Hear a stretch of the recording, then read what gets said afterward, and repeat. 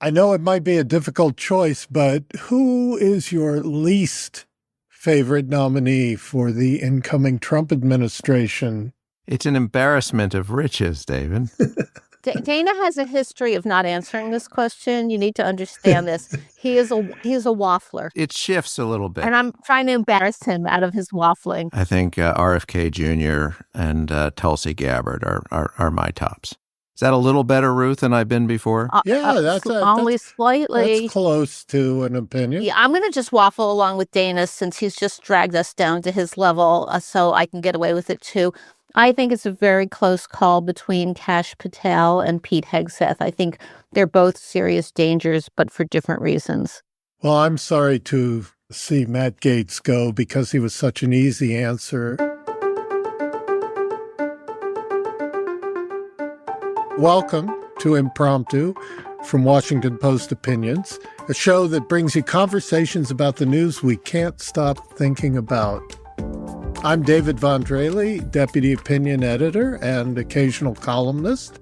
And this week we're talking about Donald Trump's cabinet picks, who he is choosing, who's not making it through, and what that says about American culture today.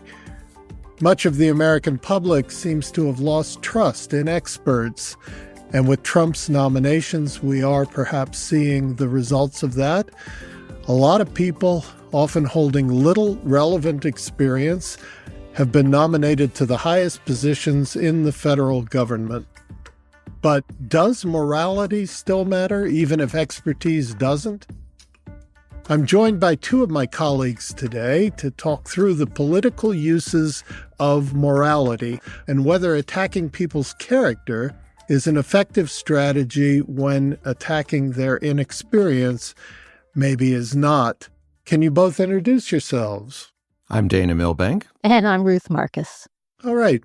Is Trump pioneering a whole new archetype of appointing people to the highest posts in government who appear to have little or no relevant experience for the job? How would you describe it? Well, I call it the friends and family plan. I think he decided, all right, I won. I'm going to stick it to everybody and just put in family members, friends, and people I like from Fox News. I don't think there's a grand strategy here. I think often when we go looking for what Trump's real plan is, we kind of come up empty. So I think he's just put out people there. He's like, these are guys I'd like to sit around the table with, or people who really like me. Okay, Dana, I think it's much more malign than that. See, I'm always of the view that Trump is benign, as you know, Ruth. Yes. I think it's much more malign than that because this is not just Trump casting a Fox and Friends dinner party. It is Trump doing a number of things simultaneously, prioritizing loyalty above all else. And by loyalty, he means a willingness to do the kinds of things that his first-term officials balked at doing for him. So he goes to a Kash Patel, he goes to Tulsi Gabbard, he goes to a Pete Hegseth because he knows that they will bend to his will. Number two, he absolutely deprioritizes experience, as has been said, but he combines that with a really unprecedented level of inattention to the normal vetting and background checks that would at least give a normal president-elect in a normal transition the opportunity to reflect on whether these people are really worth the political cost of getting them across the finish line, whether they can get across the finish line at all, whether they make sense for him, or whether he should reconsider his whim. And it's not just loyalty test, it's a craziness test. And so when then you combine that with the lack of vetting, you have this cluster situation. I'll leave out the second word that we're seeing in this transition, which is, I've covered a lot of them. This is the most chaotic by leaps and bounds ever. Is there anything intrinsically wrong with appointing genuine outsiders to run the government. I mean, it seems to me that one way to read the election results is that the American people are ready to roll the dice on an administration that genuinely is willing to go, try some new things. And by new things, we mean new people. Is that just flat out wrong? Is there only one way to become credentialed to run the government? Ruth? Of course not. But some credentials always help. Some substantive knowledge in your issue area helps. So Pete Hegseth, for example, you could say, all right, this is an argument for he wants to shake up the military, get rid of wokeness, return to a capable fighting force instead of fighting for DEI. But if you're going to bring in an outsider without significant expertise in the bowels of the Pentagon, you might want somebody with some expertise in managing a large organization of some sort. And Pete Hegseth doesn't have that either. So you need to have some kind of credential, either substantive or managerial. And his nominees, many of them, in addition to their substantive views, which are crazy town in many cases, have neither. See, now, once again, I'm going to take a more benign view than Ruth has, and this is a sign I should probably reduce the dosage, which I may have increased. I want what you're having. I may have increased really it too much after the election because I've definitely got my rosy glasses on here. But given that they are such dangerous ideologues, I'm profoundly grateful that they don't seem to have any experience or any qualification to do the job that they're doing.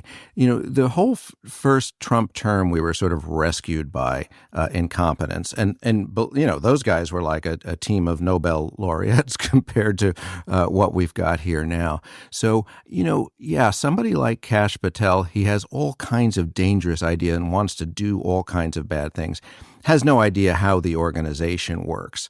I think so many of these guys are just going to get steamrolled with the very basic functions of doing the job. Now, presumably they can bring in some other people, who have more competence down the line. But I am holding out hope that that we will again be rescued by incompetence. So Dana, I would like a medical consult offline, but because I desperately need it. But on an earlier podcast, I suggested Trump might moderate.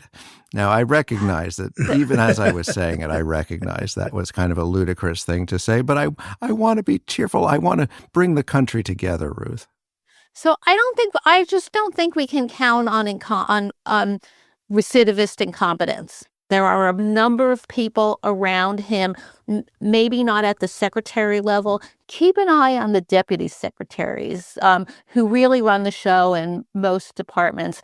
And a very defined plan beginning with day one that I think is going to be a shock and awe campaign of outrageous executive orders that took them months to get to, if not years, on the last go-round, that they're going to just start unspooling and unspooling and unspooling. So while I am hoping for some degree of incompetence and that will slow down or perhaps when it gets to court, frustrate their operation, I'm really not counting on it.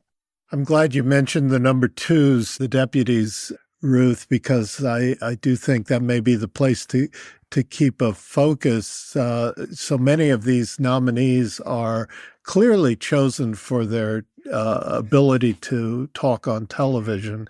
It may be just that their job will be, public facing, and where the rubber hits the road is with those number two appointments. What have you noticed so far from the few names that we've seen in that regard? There haven't been really a lot. The one deputy who comes to mind may not, depending on your views, may not make you feel very much better. Dana will definitely figure out whether your medicine is correctly calibrated on this one. The deputy attorney general will be one Todd Blanche, who was last seen at the defense table as Trump's criminal lawyer. He is somebody who has experience as a federal prosecutor with the Justice Department. So he is not qualified to the extent that most deputy attorneys general have extensive Maine Justice Department experience, but he's not unqualified. But I would say his main qualification in the eyes of Trump is the loyalty factor. He's just assembled at the Justice Department this team of toadies. It's basically the Trump legal team from impeachment through various indictments reassembled under the banner of the United States. Well, I mean, this is part of the what Trump has done with the people at the top. So we have Pam Bondi in there, and she makes Todd Blanche, look like Merrick Garland by comparison. And, Merrick Garland wants a word. But okay, so it was his former ambassador to Mexico will now be the number 2 at the State Department. A billionaire defense contractor will be the number 2 at the Pentagon. I think in ordinary times we'd be saying, what the heck is going on here? But, we've just been so clobbered across the board with outrageous nominees that the merely objectionable, I think, slide right through. Well, that's what I'd love to get to, the strategy, if there is one, for blocking some of these nominees. Question of whether the Senate is going to completely roll over for Trump or whether there'll be an effective pushback. But let's talk about that after we take a little break.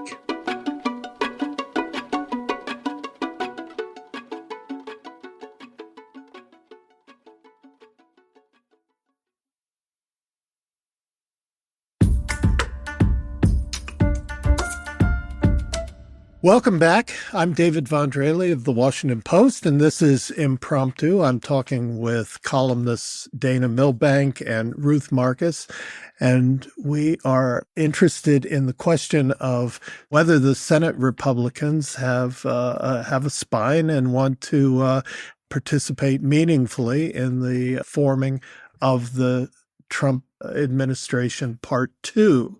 If you're a Republican in the Senate, let's say your name starts with Mitch McConnell, and you really don't like this president, and you want to push back against some of the more outrageous nominations that he's made, or let me qualify outrageous. You can go with outrageous. Some of the less conventionally qualified nominations that the president has made. How do you do it? What's your strategy? What's your argument?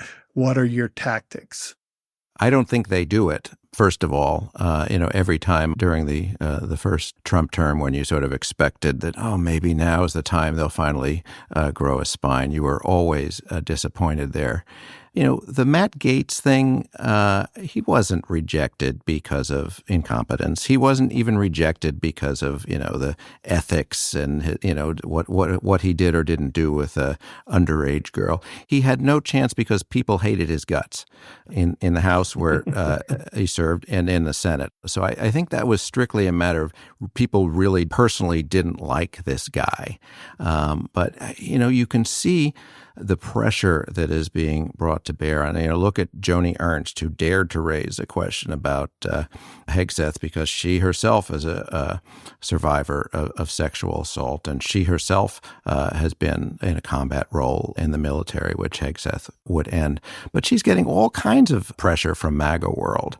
It's a possibility somebody will be rejected or forced to withdraw, but I think by and large, what you're going to see is them rolling over again and again.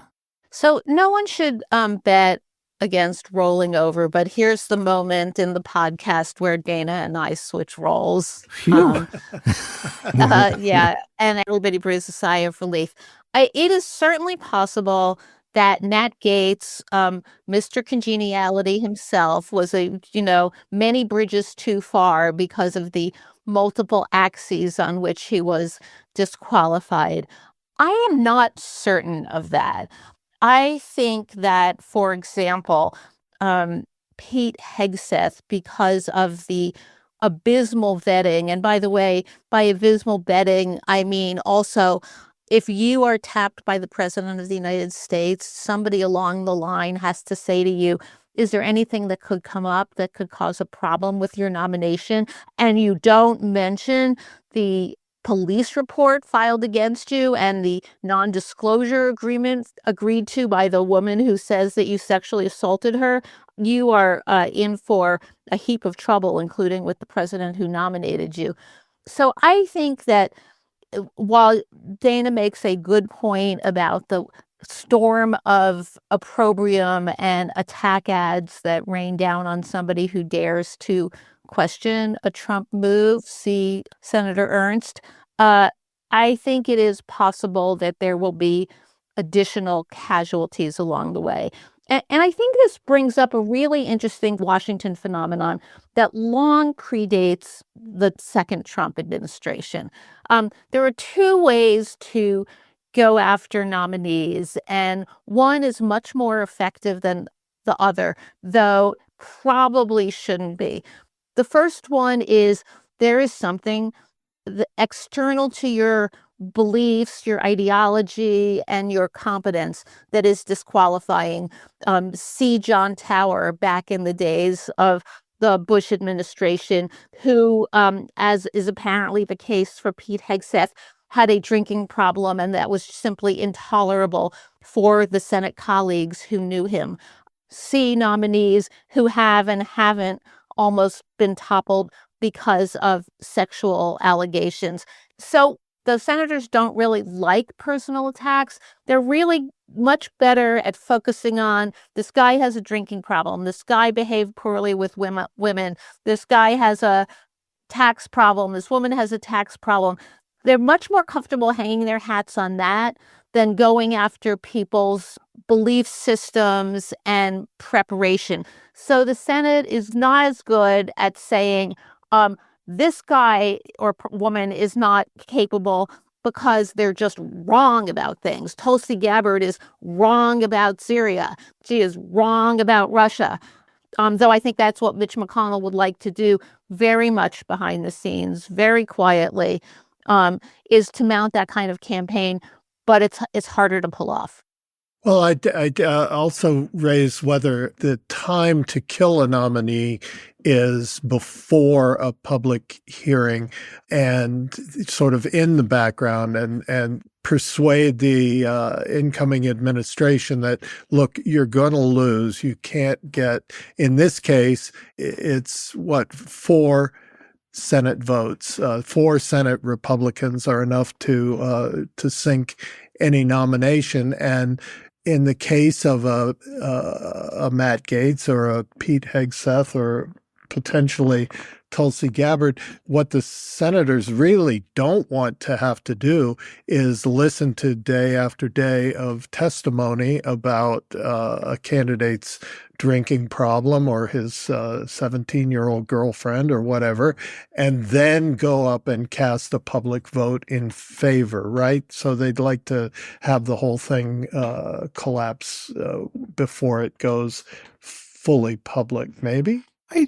I think they would prefer it if given the options the way you've structured it, but I'm not sure that they care that much. Ruth a moment ago mentioned John Tower, and I think it's instructive to look at that. What was that? 30. It's the late 1980s. The first President Bush nominated the prominent Texas Senator John Tower to be Secretary of Defense, and his nomination collapsed when everybody acknowledged what all the senators knew about their colleague, which was that he was an alcoholic and got very inappropriate with women when he was drunk, right? Right. So I think it's instructive to look at that and how that brought him down. Before the hearing. What's that? He pulled out well before his hearing. Right. But it's instructive to look at how that was disqualifying at the time. I mean, that was a huge scandal. And in fact, they issued very similar statements. You had I looked up John Tower's statement. He promised that if confirmed, he would stop consuming beverage alcohol. which I don't know. What did that mean? He was going to have rubbing alcohol? Did that leave a loophole for, I was thinking Jell-O shots maybe, because that's not a beverage, it's a solid. A lot of rum cake. Yeah.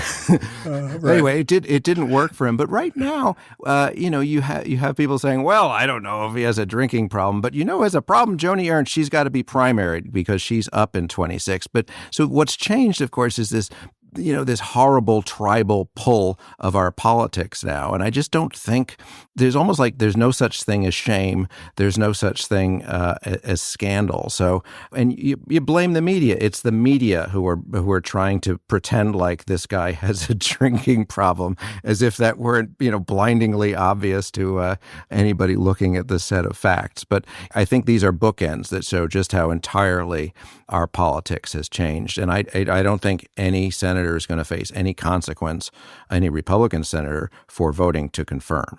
I mean, I keep coming back to Mitch McConnell because he obviously can't stand Donald Trump, and he is at the end of his career. There's nothing at stake now. And it seems to me he's a more formidable opposition figure in the party than anyone Trump has faced before, because he's been the party leader in the Senate for 175 years, and he is wily and he is cunning. And don't you think he's really gunning for Trump these last 2 years of his career? See, Ruth, now he's the optimistic one. It's getting passed around here. God, Mitch McConnell has broken my heart so many times.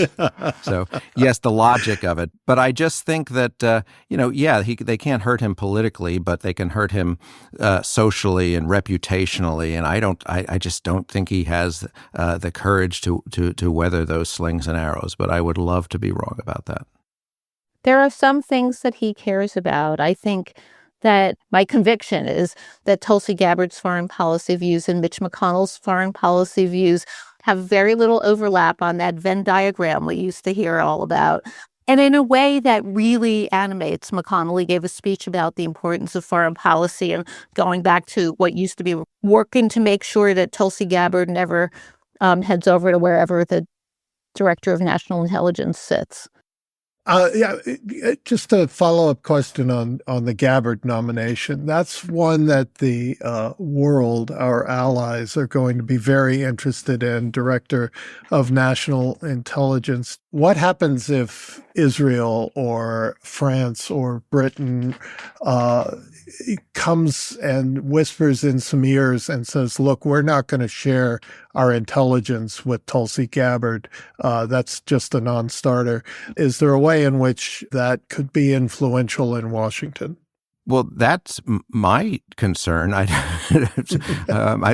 in Washington, but I mean, of course that's the problem. I mean, all of our allies are going to say, well, that's just going to be a pipeline to be giving our intelligence to Putin. There's a real risk about intelligence sharing, if not being cut off, being constrained by the presence of Tulsi Gabbard. But there's also a risk for the allies who would threaten to withhold intelligence, which is, I believe that's a two-way street, and they want our intelligence. Yeah. So I'm not totally sure of their clout in being able to go after her if that were their inclination. This is why I love talking to you guys, because you know so much more than I do, and I always learn from you. We just pretend to know more than you do, David. We're bigger hacks. We're going to have to wrap it up at that. Thank you, Ruth Marcus and Dana Milbank, two of my favorite columnists for the Washington Post. Goodbye. Thank you for your able stewardship, Mr. Von Drehle. Thanks for joining me on my maiden voyage. And before we go, here's a quick word from our humor columnist, Alexandra Petri. I just wanted to dwell for a little bit longer on the fact that Pete Hegseth is still in contention for the head of the Department of Defense. For a while in there, when the news was leaking out that he was an alleged abuser of women, it seemed like everyone was going to stay the course. But when it leaked that he was an abuser of substances, everyone's feet seemed to get colder. A woman is one thing, but a substance is another. And The Substance is a third thing. I haven't seen it yet, but I want to. Congrats to The Substance on your Golden Globe nominations. I also have been fascinated by the reports that his mother has been not just appearing on TV, but also calling senators on his behalf. The reason for this, of course, is that an email she sent him in 2018 saying she was disappointed in him for being an abuser of women wound up in the New York Times. There's an old adage in journalism that says, if your mother says she loves you, check it out. And this is the nightmare scenario for what will happen when you do that. A letter from your mother saying she's ashamed of how you treat women appears in the New York Times. Anyway, she says she wrote it in haste. And now she gets to repent at leisure by calling senators, apparently. Imagine a scenario where before any other job, you get a call from the applicant's mother. In the best of circumstances, the scenario where your mother is just overflowing with pride and wants to make sure your potential employer knows that you deserve a job. This is still embarrassing. But the actual scenario is so much worse. Imagine you're trying to hire a birthday clown and you get a call from the clown's mom saying he's absolutely fine to have around your child. Then imagine the clown's mom goes on to say, please don't pay any attention to the letter I wrote earlier. I think you would seek another clown, is all I'm saying.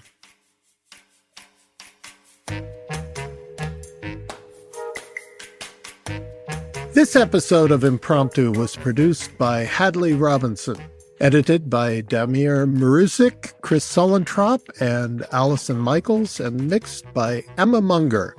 Chris Rucan designed our art, and special thanks to Millie Mitra and Deirdre Byrne. Thanks for listening to Impromptu. Let us know what you thought of the show. Email us at impromptu@washpost.com. We read them all. And if you're enjoying Impromptu, please tell your friends about us or leave us a review on your favorite podcast app.